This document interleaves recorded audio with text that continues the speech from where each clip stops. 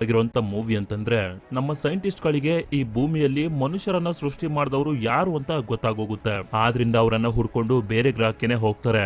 ಆ ಗ್ರಹದಲ್ಲಿ ಅವರಿಗೆ ಮನುಷ್ಯರನ್ನ ಸೃಷ್ಟಿ ಮಾಡಿದವರೇನೋ ಸಿಗ್ತಾರೆ. ಆದ್ರೆ ಅವರೆಲ್ಲರ ಜೊತೆ ಒಂದು ತುಂಬಾನೇ ವಿಚಿತ್ರವಾಗಿರುವಂತ ಒಂದು ಘಟನೆ ನಡೆಯುತ್ತೆ.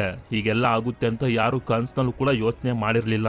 ಆ ಘಟನೆ ಏನು, ಆ ಗ್ರಹಕ್ಕೆ ಹೋದವರೆಲ್ಲ ಏನಾದ್ರು ಅಂತ ನೀವು ತಿಳ್ಕೋಬೇಕು ಅಂತಂದ್ರೆ ಈ ಮೂವಿನ ನನ್ನ ಜೊತೆ ಕೊನೆವರೆಗೂ ನೋಡಿ. ಅಂದಂಗೆ ಈ ಮೂವಿ ಹೆಸರು ಪ್ರೊಮಿಥಿಯಸ್ ಅಂತ.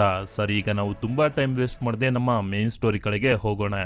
ಮೂವಿಯ ಮೊದಲ ಸೀನ್ ನಲ್ಲಿ ನಮ್ಗೆ ತೋರಿಸ್ತಾರೆ ಭೂಮಿಲಿ ಇನ್ನೂ ಕೂಡ ಯಾವುದೇ ಜೀವಿಗಳು ಹುಟ್ಟಿಲ್ಲ. ಅಂದ್ರೆ ಒಂದು ಸಣ್ಣ ಇರುವೆನು ಕೂಡ ಹುಟ್ಟಿರೋದಿಲ್ಲ. ಈ ತರ ಯಾವುದೇ ತರದ ಪ್ರಾಣಿಗಳ ಶಬ್ದ ಇಲ್ಲದೆ ತುಂಬಾನೇ ಶಾಂತವಾಗಿರುವಂತ ಈ ಭೂಮಿಗೆ ಒಂದು ಏಲಿಯನ್ ಶಿಪ್ ಬರುತ್ತೆ. ಆ ಏಲಿಯನ್ ಶಿಪ್ ಇಂದ ಒಂದು ಏಲಿಯನ್ ಹೊರಗಡೆ ಬರುತ್ತೆ. ಆ ಏಲಿಯನ್ ನೋಡೋದಕ್ಕೆ ಮನುಷ್ಯರ ತರನೇ ಇರುತ್ತೆ. ನಂತರ ಆ ಏಲಿಯನ್ ಒಂದು ವಿಚಿತ್ರವಾಗಿರುವಂತ ಲಿಕ್ವಿಡ್ ಅನ್ನ ಕುಡಿಯುತ್ತೆ. ಆ ಲಿಕ್ವಿಡ್ ಅನ್ನ ಕುಡಿತಿದ್ದಂಗೆನೆ ಅದರ ಬಾಡಿ ಒಳಗಡೆ ಇರುವಂತ DNA ಸೆಲ್ಸ್ ಗಳೆಲ್ಲ ಕೊಳೆಯೋದಕ್ಕೆ ಶುರುವಾಗೋಗುತ್ತೆ. ಹೀಗೆ ಇದು ಕೊಳಿತಿರ್ಬೇಕಾದ್ರೆ ಅಲ್ಲಿರುವಂತ ಜಲಪಾತದ ಒಳಗಡೆ ಬಿದ್ದೋಗುತ್ತೆ. ಅಂದ್ರೆ ಅಲ್ಲಿನ ನೀರ್ ಒಳಗಡೆ ಮಿಕ್ಸ್ ಆಗೋಗುತ್ತೆ. ನಂತರ ನಮ್ಗೆ ಗೊತ್ತಾಗುತ್ತೆ ಆ ಏಲಿಯನ್ನ ಕೊಳ್ತಿರುವಂತ DNA ಇಂದನೇ ಭೂಮಿಲಿ ಜೀವಿಗಳು ಹುಟ್ಟೋದಕ್ಕೆ ಶುರುವಾಗಿದ್ದು ಅಂತ. ಅಂದ್ರೆ ಈ ಭೂಮಿಲಿ ಜೀವಿಗಳನ್ನ ಕ್ರಿಯೇಟ್ ಮಾಡಿರೋದು ಏಲಿಯನ್ಸ್ ಗಳು ಅಂತ. ನಂತರ ಸೀನ್ ಇಲ್ಲಿಂದ ಕೋಟ್ಯಾಂತರ ವರ್ಷಗಳ ಮುಂದಕ್ಕೆ ಶಿಫ್ಟ್ ಆಗುತ್ತೆ. ಅಂದ್ರೆ ಪ್ರೆಸೆಂಟ್ ಹೇಗೆ ಇದು 2089ನೇ ಇಸ್ವಿ. ಸೈಂಟಿಸ್ಟ್ ಗಳು ಗುಹೆಯಲ್ಲಿ ರಿಸರ್ಚ್ ಅನ್ನ ಮಾಡ್ತಿರ್ಬೇಕಾದ್ರೆ ಇವರಿಗೆ ಅಲ್ಲೊಂದು ಪೇಂಟಿಂಗ್ ಕಾಣಿಸುತ್ತೆ. ಆ ಪೇಂಟಿಂಗ್ ನಲ್ಲಿ ಒಬ್ಬ ವ್ಯಕ್ತಿ ಅವನ ಕೈಯನ್ನ ಒಂದಷ್ಟು ನಕ್ಷತ್ರಗಳ ಕಡೆಗೆ ತೋರಿಸ್ತಿರ್ತಾನೆ. ಆ ಪೇಂಟಿಂಗ್ ಅನ್ನ ಇವರು ಟೆಸ್ಟ್ ಮಾಡಿದಾಗ ಇವರಿಗೆ ಗೊತ್ತಾಗುತ್ತೆ ಈ ಪೇಂಟಿಂಗ್ ಸುಮಾರು 60,000ದಿಂದ 70,000 ವರ್ಷಗಳ ಹಿಂದೆದು ಅಂತ.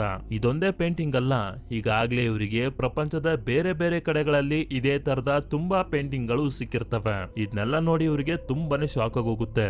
ಯಾಕೆಂತಂದ್ರೆ 60-70,000 ವರ್ಷಗಳ ಹಿಂದೆ ಮನುಷ್ಯರಿಗೆ ನಕ್ಷತ್ರಗಳ ಬಗ್ಗೆ ಗೊತ್ತಾಗೋದಕ್ಕೆ ಹೇಗೆ ಸಾಧ್ಯ? ಆ ಟೈಮ್ ನಲ್ಲಿ ಮನುಷ್ಯರು ಆದಿವಾಸಿಗಳಾಗಿ ಕಾಡ್ನಲ್ಲಿ ವಾಸ ಮಾಡ್ತಿದ್ರು ಅಂತ. ಇದರಿಂದ ಇವರೆಲ್ಲರಿಗೂ ಗೊತ್ತಾಗುತ್ತೆ ಈ ತರ ಪೇಂಟಿಂಗ್ಸ್ ಗಳಿಗೆ ಕಾರಣ ನಮ್ಮನ್ನ ಸೃಷ್ಟಿ ಮಾಡಿರೋ ಇಂಜಿನಿಯರ್ಸ್ ಗಳು ಅಂತ. ಹೌದು, ಈ ಮೂವಿಲಿ ಮನುಷ್ಯರನ್ನ ಸೃಷ್ಟಿ ಮಾಡಿದವರನ್ನ ಇಂಜಿನಿಯರ್ಸ್ ಅಂತ ಕರೀತಾರೆ. ಇಲ್ಲಿಂದ ಸೀನ್ 2093ಕ್ಕೆ ಶಿಫ್ಟ್ ಆಗುತ್ತೆ. ಮನುಷ್ಯರು ಇಂಜಿನಿಯರ್ಸ್ ಅನ್ನ ಹುಡ್ಕೊಂಡು ಪ್ರೊಮಿಥಿಯಸ್ ಅನ್ನೋ ಒಂದು ಸ್ಪೇಸ್ ಶಿಪ್ ನಲ್ಲಿ ಒಂದು ಗ್ರಹದ ಕಡೆಗೆ ಹೋಗ್ತಿರ್ತಾರೆ. ಈ ಪ್ರೊಮಿಥಿಯಸ್ ಸ್ಪೇಸ್ ಶಿಪ್ ನ ಒಳಗಡೆ ನಮ್ಗೆ ತೋರಿಸ್ತಾರೆ ಇದ್ರಲ್ಲಿರುವಂತ ಸೈಂಟಿಸ್ಟ್ ಗಳು ಹಾಗೆ ಕ್ರೂ ಮೆಂಬರ್ಸ್ ಗಳೆಲ್ಲ ಸ್ಲೀಪಿಂಗ್ ಚೇಂಬರ್ ನಲ್ಲಿ ಮಲ್ಕೊಂಡಿರ್ತಾರೆ. ಆದ್ರೆ ಒಬ್ಬ ವ್ಯಕ್ತಿ ಮಾತ್ರ ಈ ಸ್ಪೇಸ್ ಶಿಪ್ ನಲ್ಲೆಲ್ಲ ಓಡಾಡ್ತಾ ಈ ಸ್ಪೇಸ್ ಶಿಪ್ ನ ಕಂಟ್ರೋಲ್ ಮಾಡ್ತಿರ್ತಾನೆ. ಇವನ ಹೆಸರು ಡೇವಿಡ್ ಅಂತ. ಆಕ್ಚುಲಿ ಹೇಳ್ಬೇಕು ಅಂತಂದ್ರೆ ಡೇವಿಡ್ ನಿಜವಾದ ಮನುಷ್ಯ ಅಲ್ಲ, ಇವನೊಬ್ಬ ತುಂಬಾನೇ ಅಡ್ವಾನ್ಸ್ ಆಗಿರುವಂತ ಆರ್ಟಿಫಿಷಿಯಲ್ ಇಂಟೆಲಿಜೆನ್ಸ್ ರೋಬೋಟ್. ಈ ಡೇವಿಡ್ ಗೆ ಪ್ರಪಂಚದಲ್ಲಿ ಇರುವಂತ ಎಲ್ಲಾ ಭಾಷೆಗಳು ಓದೋದಕ್ಕೆ ಹಾಗೆ ಬರೆಯೋದಕ್ಕೆ ಬರುತ್ತೆ. ಇದರಿಂದಾನೇ ಡೇವಿಡ್ ಈ ಶಿಪ್ ನಲ್ಲಿ ಹೋಗ್ತಿರೋದು. ಇಂಜಿನಿಯರ್ಸ್ ಗಳೇನಾದ್ರು ಸಿಕ್ತಾಗ ಅವ್ರ ಜೊತೆ ಕಮ್ಯುನಿಕೇಟ್ ಮಾಡೋದಕ್ಕೆ ಈಸಿ ಆಗುತ್ತೆ ಅಂತ. ತುಂಬಾ ವರ್ಷಗಳು ಟ್ರಾವೆಲ್ ಮಾಡಿದ್ಮೇಲೆ ಇವರು ಹುಡ್ಕೊಂಡ್ ಬಂದಿರುವಂತ ಗ್ರಹದ ಹತ್ರ ಬಂದು ತಲುಪಿರ್ತಾರೆ. ಆದ್ರಿಂದ ಡೇವಿಡ್ ಸ್ಲೀಪಿಂಗ್ ಚೇಂಬರ್ ನಲ್ಲಿ ಮಲಗಿರುವಂತ ಎಲ್ಲಾ ಸೈಂಟಿಸ್ಟ್ ಗಳನ್ನ ಹಾಗೆ ಕ್ರೂ ಮೆಂಬರ್ಸ್ ಗಳನ್ನ ಎದ್ದೇಳಿಸ್ತಾನೆ. ಕೊನೆಗೂ ನಮ್ಮ ಡೆಸ್ಟಿನೇಷನ್ ಗೆ ಬಂದು ತಲುಪಿದ್ವಿ ಅಂತ ಎಲ್ಲರಿಗೂ ಸ್ವಲ್ಪ ಖುಷಿ ಇರುತ್ತೆ. ನಂತರ ಎಲ್ಲಾ ಸೈಂಟಿಸ್ಟ್ ಗಳನ್ನ ಒಂದು ರೂಮ್ ನಲ್ಲಿ ಒಂದು ಕಡೆ ಕೂರಿಸ್ತಾರೆ. ಆಗ ರೆಕಾರ್ಡ್ ಮಾಡಿ ಇಟ್ಟಿರುವಂತ ಒಂದು ಹೋಲೋಗ್ರಾಮ್ ವಿಡಿಯೋನ ಪ್ಲೇ ಮಾಡ್ತಾರೆ. ಆ ವಿಡಿಯೋದಲ್ಲಿ ತುಂಬಾನೇ ವಯಸ್ಸಾಗಿರೋ ಪೀಟರ್ ಅನ್ನೋ ಒಬ್ಬ ವ್ಯಕ್ತಿ ಇರ್ತಾನೆ. ಇವನೇ ಈ ಪ್ರಾಜೆಕ್ಟ್ ಗೆ ದುಡ್ಡನ್ನ ಇನ್ವೆಸ್ಟ್ ಮಾಡಿರೋದು.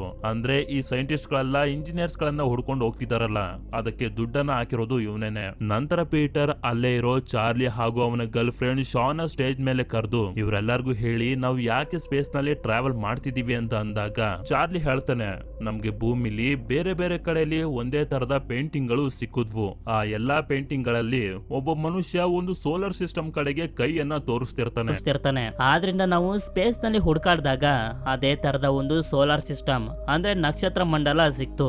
ಆಶ್ಚರ್ಯ ಪಡುವಂತ ವಿಷಯ ಏನಪ್ಪಾ ಅಂತಂದ್ರೆ ಆ ಸೋಲಾರ್ ಸಿಸ್ಟಮ್ ನಲ್ಲಿ ನಮ್ಮ ಭೂಮಿ ತರನೇ ವಾತಾವರಣ ಇರುವಂತ ಒಂದು ಗ್ರಹ ಇದೆ. ಅದೇ ಗ್ರಹದಲ್ಲಿ ನಮ್ಮನ್ನ ಸೃಷ್ಟಿ ಮಾಡಿರುವಂತ ಇಂಜಿನಿಯರ್ಸ್ ಗಳು ಇದ್ದಾರೆ ಅನ್ನೋ ಸಂಪೂರ್ಣವಾದ ನಂಬಿಕೆ ನಮಗೆ ಇದೆ. ಅಲ್ಲಿರೋ ಇಂಜಿನಿಯರ್ಸ್ ಗಳನ್ನ ಮೀಟ್ ಮಾಡಿ ಯಾಕೆ ಅವರು ನಮ್ಮನ್ನ ಅಂದ್ರೆ ಮನುಷ್ಯರನ್ನ ಸೃಷ್ಟಿ ಮಾಡಿದ್ರು, ಅದಕ್ಕೆ ಕಾರಣ ಏನು ಅಂತ ಕೇಳೋದಕ್ಕೆ ನಾವು ಹೋಗ್ತಿದೀವಿ ಅಂತ ಹೇಳಿ ಚಾರ್ಲಿ ಅವನ ಮಾತನ್ನ ಮುಗಿಸ್ತಾನೆ.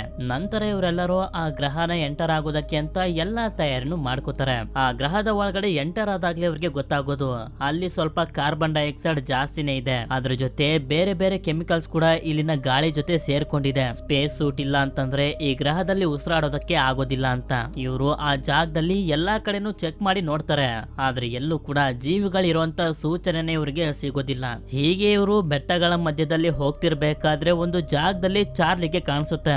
ಬಿಲ್ಡಿಂಗ್ ತರ ಇರುವಂತ ಸ್ಟ್ರಕ್ಚರ್ ಗಳನ್ನ ಒಂದೇ ಲೈನ್ ನಲ್ಲಿ ಕಟ್ಟಿರ್ತಾರೆ. ಅಲ್ಲೋದ್ರೆ ನಮ್ಗೆ ಏನಾದ್ರೂ ಕ್ಲೂ ಸಿಗ್ಬೋದು ಅಂತ ಚಾರ್ಲಿ ಕ್ಯಾಪ್ಟನ್ಗೆ ಶಿಪ್ ನ ಅಲ್ಲೇ ಲ್ಯಾಂಡ್ ಮಾಡೋದಕ್ಕೆ ಹೇಳ್ತಾನೆ. ಸರಿ ಅಂತ ಕ್ಯಾಪ್ಟನ್ ಕೂಡ ಶಿಪ್ ಅನ್ನ ಅಲ್ಲೇ ಲ್ಯಾಂಡ್ ಮಾಡ್ತಾರೆ. ಮುಂದೆ ಇರುವಂತ ಬಿಲ್ಡಿಂಗ್ ಅನ್ನ ನೋಡಿ ಇವರಿಗೆ ತುಂಬಾನೇ ಆಶ್ಚರ್ಯ ಆಗುತ್ತೆ, ಹಾಗೆ ತುಂಬಾನೇ ಖುಷಿ ಕೂಡ ಆಗುತ್ತೆ. ಆಗ ಕ್ಯಾಪ್ಟನ್ ಹೇಳ್ತಾನೆ, ಇನ್ನು 6 ಗಂಟೆ ಅಷ್ಟರಲ್ಲಿ ಕತ್ಲಾಗೋಗುತ್ತೆ, ಅವಾಗ ನಮ್ಗೆ ಏನಾದ್ರೂ ತೊಂದರೆ ಆಗ್ಬೋದು, ಆದ್ರಿಂದ ನಾವು ಬೆಳಕಾಗೋವರೆಗೂ ಕಾಯ್ದು ಆಮೇಲೆ ಹೋಗೋಣ ಅಂತ ಅಂದಾಗ ಚಾರ್ಲಿ ಅದಕ್ಕೆ ಒಪ್ಕೊಳ್ಳೋದಿಲ್ಲ. ಅದ್ರೊಳಗಡೆ ಏನಿದೆ ಅಂತ ನಾನು ಈಗಲೇ ನೋಡ್ಬೇಕು ಅಂತ ಕ್ಯಾಪ್ಟನ್ಗೆ ಹೇಳ್ತಾನೆ. ಸರಿ ಅಂತ ಅಲ್ಲಿರುವಂತ ಸೈಂಟಿಸ್ಟ್ ಗಳೆಲ್ಲ ಸ್ಪೇಸ್ ಸೂಟ್ ಅನ್ನ ಹಾಕೊಂಡು ಆ ಬಿಲ್ಡಿಂಗ್ ನ ಒಳಗಡೆ ಹೋಗೋದಕ್ಕೆ ರೆಡಿ ಆಗ್ತಿರ್ತಾರೆ. ಡೇವಿಡ್ ಕೂಡ ಸ್ಪೇಸ್ ಸೂಟ್ ಅನ್ನ ಹಾಕುತ್ತಿರ್ತಾನೆ. ಆಗ ಚಾರ್ಲಿ ಅವನನ್ನ ಕೇಳ್ತಾನೆ, ಡೇವಿಡ್ ನೀನೊಬ್ಬ ರೋಬೋಟ್, ನೀನು ಉಸಿರಾಡೋದಕ್ಕಾಗೋದಿಲ್ಲ, ಆದ್ರೂ ಕೂಡ ಯಾಕೆ ಸ್ಪೇಸ್ ಸೂಟ್ ಅನ್ನ ಹಾಕೋತಿದ್ಯಾ ಅಂತ. ಆಗ ಡೇವಿಡ್ ಹೇಳ್ತಾನೆ, ನನ್ನನ್ನ ಡಿಸೈನ್ ಮಾಡಿರೋದೇ ಆ ರೀತಿ, ಎಲ್ಲಾ ವಿಷಯದಲ್ಲೂ ಮನುಷ್ಯನ್ ತರನೇ ಇರ್ಬೇಕು ಅಂತ. ನಾನೇನಾದ್ರೂ ಸ್ಪೇಸ್ ಸೂಟ್ ಅನ್ನ ಹಾಕೊಂಡಿಲ್ಲ ಅಂತಂದ್ರೆ ನಾನು ನಿಮ್ಮಲ್ಲಿ ಒಬ್ಬ ಆಗೋದಿಲ್ಲ, ಆದ್ರಿಂದ ಈ ಸ್ಪೇಸ್ ಸೂಟ್ ಅನ್ನ ಹಾಕೊಂಡಿದೀನಿ ಅಂತ. ನಂತರ ಎಲ್ಲಾ ಸೈಂಟಿಸ್ಟ್ ಗಳು ಒಂದಷ್ಟು ವೆಹಿಕಲ್ ಗಳಲ್ಲಿ ಆ ಬಿಲ್ಡಿಂಗ್ ಇರುವಂತ ಜಾಗಕ್ಕೆ ಬಂದು ತಲುಪ್ತಾರೆ. ಹಾಗೆ ಒಂದಷ್ಟು ಇಕ್ವಿಪ್ಮೆಂಟ್ಸ್ ಗಳನ್ನ ತಗೊಂಡು ನಡ್ಕೊಂಡೆ ಆ ಬಿಲ್ಡಿಂಗ್ ನ ಒಳಗಡೆ ಬರ್ತಾರೆ. ಒಳಗಡೆಯಿಂದ ಆ ಬಿಲ್ಡಿಂಗ್ ತುಂಬಾನೇ ದೊಡ್ಡದಾಗಿರುತ್ತೆ. ನಂತರ ಇವರು ಆ ಜಾಗನೆಲ್ಲ ಸ್ಕ್ಯಾನ್ ಮಾಡೋದಕ್ಕೆ ಅಂತ ಚಿಕ್ಕ ಚಿಕ್ಕ ಡಿವೈಸ್ ಗಳನ್ನ ಬಿಡ್ತಾರೆ. ಆ ಡಿವೈಸ್ ಗಳು ಈ ಜಾಗನೆಲ್ಲ ಸ್ಕ್ಯಾನ್ ಮಾಡ್ತಿದ್ದಂಗೆನೆ ಈ ಕಡೆ ಪ್ರೊಮಿಥಿಯಸ್ ಶಿಪ್ ನಲ್ಲಿ ಆ ಜಾಗದ ಮ್ಯಾಪ್ ಕ್ರಿಯೇಟ್ ಆಗ್ತಿರುತ್ತೆ. ಅಂದ್ರೆ ಈ ಜಾಗ ಯಾವ ತರ ಇದೆ, ಎಷ್ಟು ದೂರ ಇದೆ ಅನ್ನೋದೆಲ್ಲ ಇವ್ರಿಗೆ ಗೊತ್ತಾಗುತ್ತೆ. ಹೀಗೆ ಇವರು ಅಲ್ಲೆಲ್ಲ ಓಡಾಡ್ತಾ ಒಂದು ಜಾಗಕ್ಕೆ ಬಂದು ತಲುಪಿದಾಗ ನೋಡ್ತಾರೆ, ಆ ಜಾಗದಲ್ಲಿ ಹೀಟ್ ಇಂದ ಸ್ಟೀಮ್ ಆಗಿ ಸ್ಟೀಮ್ ಇಂದ ನೀರು ಕ್ರಿಯೇಟ್ ಆಗ್ತಿರುತ್ತೆ. ನಂತರ ಚಾರ್ಲಿ ಇಲ್ಲಿನ ಎನ್ವಿರಾನ್ಮೆಂಟ್ ಅನ್ನ ಚೆಕ್ ಮಾಡಿದಾಗ ಇವನಿಗೆ ಗೊತ್ತಾಗುತ್ತೆ, ಈ ಬಿಲ್ಡಿಂಗ್ ನ ಒಳಗಡೆ ನಾವು ಉಸಿರಾಡಬಹುದು ಅಂತ. ಯಾಕೆ ಅಂತಂದ್ರೆ ಭೂಮಿಲಿ ಯಾವ ತರ ಎನ್ವಿರಾನ್ಮೆಂಟ್ ಇದೆಯೋ ಈ ಬಿಲ್ಡಿಂಗ್ ನ ಒಳಗಡೆನೂ ಕೂಡ ಅದೇ ತರ ಎನ್ವಿರಾನ್ಮೆಂಟ್ ಇದೆ. ಆದ್ರಿಂದ ಚಾರ್ಲಿ ಅವನ ಸ್ಪೇಸ್ ಸೂಟ್ ನ ಹೆಲ್ಮೆಟ್ ಅನ್ನ ತೆಗೆಯೋದಕ್ಕೆ ನೋಡ್ತಿರ್ಬೇಕಾದ್ರೆ ಅವನ ಗರ್ಲ್ ಫ್ರೆಂಡ್ ಶಾ ಹೆಲ್ಮೆಟ್ ಅನ್ನ ತೆಗಿಬೇಡ ಅಂತ ಹೇಳ್ತಾಳೆ. ಆದ್ರೂ ಕೂಡ ಅವನು ಹೆಲ್ಮೆಟ್ ಅನ್ನ ಓಪನ್ ಮಾಡೇ ಬಿಡ್ತಾನೆ. ಅವನಿಗೆ ಏನು ಆಗದೆ ಇರೋದನ್ನ ನೋಡಿ ಎಲ್ರೂ ಕೂಡ ಅವರ ಹೆಲ್ಮೆಟ್ ಅನ್ನ ಓಪನ್ ಮಾಡ್ತಾರೆ. ಹೀಗೆ ಅವರು ಅಲ್ಲೆಲ್ಲ ನಡ್ಕೊಂಡು ಹೋಗ್ತಿರ್ಬೇಕಾದ್ರೆ ಡೇವಿಡ್ ಗೆ ಒಂದ್ ಜಾಗದಲ್ಲಿ ಒಂದಷ್ಟು ಲೆಟರ್ಸ್ ಗಳು ಕಾಣಿಸ್ತವೆ. ಅದನ್ನ ಇವನು ಟಚ್ ಮಾಡಿದಾಗ ಒಂದು ಹೋಲೋಗ್ರಾಮ್ ವಿಡಿಯೋ ಪ್ಲೇ ಆಗುತ್ತೆ. ಸೈಜ್ ನಲ್ಲಿ ತುಂಬಾನೇ ದೊಡ್ಡದಾಗಿರುವಂತ ಏಲಿಯನ್ಸ್ ಗಳು ಯಾವ್ದ್ರಿಂದನೋ ಹೆದರ್ಕೊಂಡು ಓಡೋಗೋದಕ್ಕೆ ಅಂತ ಗೇಟ್ ಹತ್ರ ಹೋಗ್ತಾರೆ. ಆದ್ರೆ ಒಂದು ಏಲಿಯನ್ ಜಾರಿ ಬಿದ್ದೋಗುತ್ತೆ. ಅದು ಮತ್ತೆ ಗೇಟ್ ಹತ್ರ ಹೋದಾಗ ಗೇಟ್ ಗೆ ಸಿಗಾಕೊಂಡು ಸತ್ತೋಗುತ್ತೆ. ಆ ಹೋಲೋಗ್ರಾಮ್ ವಿಡಿಯೋನ ಫಾಲೋ ಮಾಡ್ಕೊಂಡು ಬಂದಾಗ ಇವ್ರಿಗೆ ನಿಜವಾಗ್ಲೂ ಅಲ್ಲೊಂದು ಡೆಡ್ ಬಾಡಿ ಕಾಣಿಸುತ್ತೆ. ಆ ಬಾಡಿ ಮನುಷ್ಯರ ಬಾಡಿಗಿಂತ 4-5 ಪಟ್ಟು ದೊಡ್ಡದಾಗಿರುತ್ತೆ. ಇದನ್ನೆಲ್ಲ ನೋಡಿ ತುಂಬಾನೇ ಹೆದರ್ಕೊಂಡು ಇಬ್ರು ಸೈಂಟಿಸ್ಟ್ ಗಳು ನಾವು ಮತ್ತೆ ಶಿಪ್ ಹತ್ರ ಹೋಗ್ತೀವಿ ಅಂತ ಹೊರಟೋಗ್ತಾರೆ. ಈ ಕಡೆ ಡೇವಿಡ್ ಗೆ ಮತ್ತೆ ಅದೇ ತರ ಲೆಟರ್ಸ್ ಗಳು ಕಾಣಿಸ್ತವೆ. ಅದನ್ನ ಇವನು ಟಚ್ ಮಾಡಿದಾಗ ಅಲ್ಲಿರುವಂತ ಡೋರ್ ಓಪನ್ ಆಗುತ್ತೆ. ಒಳಗಡೆ ಇವರಿಗೆ ಸತ್ತೋಗಿರುವಂತ ಆ ಏಲಿಯನ್ ನ ತಲೆ ಸಿಗುತ್ತೆ. ಅದನ್ನ ಇವರು ಶಿಪ್ ನ ಒಳಗಡೆ ತಗೊಂಡು ಹೋಗ್ಬೇಕು ಅಂತ ಡಿಸೈಡ್ ಮಾಡ್ತಾರೆ. ಹೀಗೆ ಇವರು ಮುಂದೆ ಬಂದಾಗ ಮನುಷ್ಯರ ತರನೇ ಕಾಣುವಂತ ಒಂದು ಮುಖ ಕಾಣಿಸುತ್ತೆ. ಹಾಗೆ ಅಲ್ಲೆಲ್ಲ ಮಡಿಕೆ ತರ ಕಾಣುವಂತ ತುಂಬಾ ಬಾಕ್ಸ್ ಗಳು ಇರ್ತವೆ. ಇವೆಲ್ಲ ಏನು ಅಂತ ಇವರಿಗೆ ಅರ್ಥನೇ ಆಗೋದಿಲ್ಲ. ನಂತರ ಡೇವಿಡ್ ನೋಡ್ತಾನೆ, ಅಲ್ಲಿರುವಂತ ಒಂದು ಬಾಕ್ಸ್ ನಲ್ಲಿ ಲಿಕ್ವಿಡ್ ತರ ಇರುವಂತ ಒಂದು ಜೀವಿ ಅಲುಗಾಡ್ತಿರುತ್ತೆ. ಆದ್ರೆ ಇವನು ಇದನ್ನ ಯಾರಿಗೂ ಕೂಡ ಹೇಳೋದಿಲ್ಲ. ಅದೇ ಸಮಯಕ್ಕೆ ಶಾನ್ ನೋಡ್ತಾಳೆ, ಆ ಜಾಗದಲ್ಲಿ ವಾತಾವರಣ ಚೇಂಜ್ ಆಗ್ತಿರುತ್ತೆ. ಅಂದ್ರೆ ಇವರು ಈ ರೂಮ್ ಡೋರ್ ಅನ್ನು ಓಪನ್ ಮಾಡಿರೋದ್ರಿಂದ ಹೊರಗಡೆ ಇರುವಂತ ವಾತಾವರಣ ಈ ರೂಮ್ ನ ಒಳಗಡೆ ಎಂಟರ್ ಆಗೋಗಿರುತ್ತೆ. ಇದರಿಂದಾನೇ ಆ ಬಾಕ್ಸ್ ನ ಒಳಗಡೆ ಇದ್ದಂತ ಜೀವಿ ಅಲುಗಾಡ್ತಿದ್ದು. ಅದೇ ಸಮಯಕ್ಕೆ ಇವರೆಲ್ಲರಿಗೂ ಶಿಪ್ ನಲ್ಲಿರೋರು ಹೇಳ್ತಾರೆ, ನಮ್ಮ ಕಡೆಗೆ ಒಂದು ದೊಡ್ಡ ಚಂಡಮಾರುತ ಬರ್ತಿದೆ, ಇನ್ನು 15 ನಿಮಿಷದಷ್ಟರಲ್ಲಿ ನಾವು ಡೋರ್ ಅನ್ನ ಕ್ಲೋಸ್ ಮಾಡ್ತೀವಿ, ಅಷ್ಟರಲ್ಲಿ ವಾಪಸ್ ಬನ್ನಿ ಅಂತ. ಸರಿ ಅಂತ ಇವರು ಕೂಡ ಆ ಏಲಿಯನ್ ತಲೆನ ಎತ್ಕೊಂಡು ಶಿಪ್ ನ ಒಳಗಡೆ ಹೋಗಕ್ಕೆ ಎಲ್ಲಾ ರೆಡಿನೂ ಮಾಡ್ಕೋತಾರೆ. ಈ ಕಡೆ ಡೇವಿಡ್ ಯಾರಿಗೂ ಹೇಳ್ದೇನೆ ಅಲ್ಲಿರುವಂತ ಒಂದು ಬಾಕ್ಸ್ ಅನ್ನ ಅವನ ಜೊತೆನೆ ಶಿಪ್ ನ ಒಳಗಡೆ ತಗೊಂಡು ಹೋಗ್ತಾನೆ. ಇವರೆಲ್ಲ ಮತ್ತೆ ಶಿಪ್ ಹತ್ರ ಹೋಗ್ತಿರ್ಬೇಕಾದ್ರೆ ಆ ಭಯಂಕರವಾಗಿರುವಂತ ಚಂಡಮಾರುತನು ಕೂಡ ಇವ್ರ ಹಿಂದೆನೆ ಬರ್ತಿರುತ್ತೆ. ಹೀಗೆ ಇವರು ಹೋಗ್ತಿರ್ಬೇಕಾದ್ರೆ ಆ ಏಲಿಯನ್ ತಲೆ ಇರುವಂತ ಬ್ಯಾಗ್ ಕೆಳಗಡೆ ಬಿದ್ದೋಗುತ್ತೆ. ಅದನ್ನ ತಗೊಂಡ್ ಬರೋದಕ್ಕಿಂತ ಹೋಗಿ ಶಾ ಆ ಚಂಡಮಾರುತದ ಒಳಗಡೆ ಸಿಗಾಕೋಬಿಡ್ತಾಳೆ. ನಂತರ ಎಲ್ರು ಹೇಗೋ ಮಾಡಿ ತುಂಬಾ ಕಷ್ಟಪಟ್ಟು ಶಾನ ಆ ಚಂಡಮಾರುತದಿಂದ ಕಾಪಾಡಿ ಶಿಪ್ ನ ಒಳಗಡೆ ಕರ್ಕೊಂಡ್ ಬರ್ತಾರೆ. ಈ ಕಡೆ ನಮ್ಗೆ ಅದೇ ಬಿಲ್ಡಿಂಗ್ ನ ಒಳಗಡೆ ತೋರಿಸ್ತಾರೆ. ಆಗ್ಲೇ ಇಬ್ರು ಸೈಂಟಿಸ್ಟ್ ಗಳು ನಮ್ಗೆ ಹೆದರಿಕೆ ಆಗ್ತಿದೆ ಅಂತ ನಾವು ಮತ್ತೆ ಶಿಪ್ ಗೆ ಹೋಗ್ತೀವಿ ಅಂತ ಹೋದ್ರಲ್ಲ, ಅವರಿಬ್ರಿಗೂ ಹೊರಗಡೆ ಹೋಗೋದಕ್ಕೆ ದಾರಿ ಗೊತ್ತಾಗದೆ ಇನ್ನೂ ಕೂಡ ಇದೇ ಬಿಲ್ಡಿಂಗ್ ನಲ್ಲಿ ಓಡಾಡ್ತಿರ್ತಾರೆ. ಆಗ ಶಿಪ್ ನ ಕ್ಯಾಪ್ಟನ್ ಇವರನ್ನ ಕಾಂಟ್ಯಾಕ್ಟ್ ಮಾಡಿ ಹೇಳ್ತಾರೆ, ಹೊರಗಡೆ ಒಂದು ದೊಡ್ಡ ಚಂಡಮಾರುತ ಬಂದ್ಬಿಟ್ಟಿದೆ, ಇವತ್ತೊಂದಿನ ಅಲ್ಲೇ ಇರಿ, ನಾಳೆ ಬೆಳಗ್ಗೆನೆ ಬಂದು ನಿಮ್ಮನ್ನ ಕರ್ಕೊಂಡು ಹೋಗ್ತೀವಿ ಅಂತ.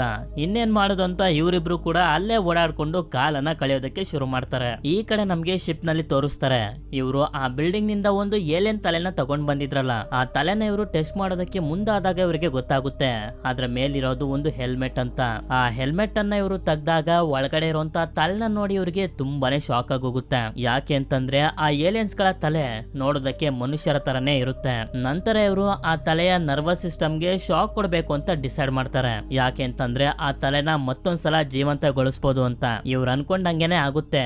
ಶಾಕ್ ಕೊಟ್ಟಾಗ ಈ ಏಲಿಯನ್ ತಲೆ ಜೀವಂತಗೊಳ್ಳುತ್ತೆ. ಆದ್ರೆ ಸ್ವಲ್ಪ ಹೊತ್ತಿನ ನಂತರ ಏನೋ ಪ್ರಾಬ್ಲಮ್ ಆಗಿ ಆ ತಲೆನೇ ಬ್ಲಾಸ್ಟ್ ಆಗೋಗುತ್ತೆ. ನಂತರ ಇವರು ಆ ಏಲಿಯನ್ ಡಿಎನ್ಎ ನ ಹಾಗೆ ಮನುಷ್ಯರ ಡಿಎನ್ಎ ನ ಮ್ಯಾಚ್ ಮಾಡಿದಾಗ ಮತ್ತೊಂದು ಶಾಕ್ ಆದಿರುತ್ತೆ. ಯಾಕೆ ಅಂತಂದ್ರೆ ಎರಡು ಡಿಎನ್ಎಗಳು ಕೂಡ ಎಕ್ಸಾಕ್ಟ್ ಸೇಮ್ ಇರುತ್ತೆ. ಈ ಕಡೆ ನಮ್ಗೆ ಡೇವಿಡ್ ನ ತೋರಿಸ್ತಾರೆ. ಆ ಬಿಲ್ಡಿಂಗ್ ನಿಂದ ಒಂದು ಬಾಕ್ಸ್ ಅನ್ನ ತಗೊಂಡ್ ಬಂದಿದ್ನಲ್ಲ, ಅದನ್ನ ಓಪನ್ ಮಾಡಿ ನೋಡಿದಾಗ ಇವನಿಗೆ ಅದರಲ್ಲಿ ಏಲಿಯನ್ಸ್ ಗಳ ಡಿಎನ್ಎ ಸಿಗುತ್ತೆ. ಅಂದ್ರೆ ಇಂಜಿನಿಯರ್ಸ್ ಗಳು ಈ ಗ್ರಹದಲ್ಲಿ ಆ ಬಿಲ್ಡಿಂಗ್ ನ ಒಳಗಡೆ ಬೇರೆ ಬೇರೆ ತರಹದ